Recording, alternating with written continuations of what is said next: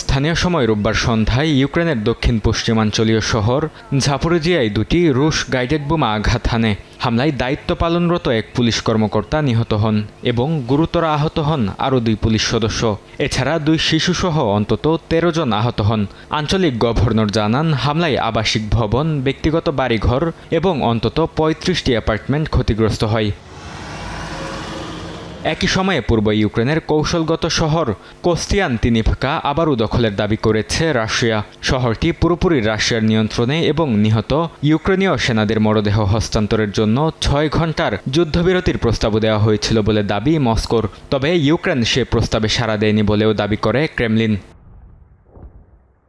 ক্রেমলিনের মুখপাত্র Dmitry Peskov বলেছেন, সীমান্তবর্তী রুশ অঞ্চলগুলোর নিরাপত্তা নিশ্চিতে ইউক্রেন সীমান্ত জুড়ে বাফার জোন গড়ে তোলা হচ্ছে। তার দাবি, খার্কিভ, সুমি ও দনিপ্রোপেট্রোভস্ক অঞ্চলের অংশ জুড়ে এই পরিকল্পনা ধাপে ধাপে বাস্তবায়ন করা হচ্ছে। প্রেসিডেন্ট ভ্লাদিমির পুতিনও সামরিক কমান্ডারদের সঙ্গে বৈঠকে একই অবস্থান পুনর্ব্যক্ত করেন।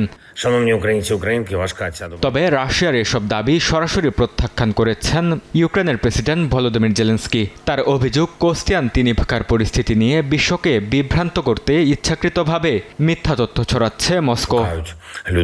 বরকতুল্লাহ, সময় সংবাদ।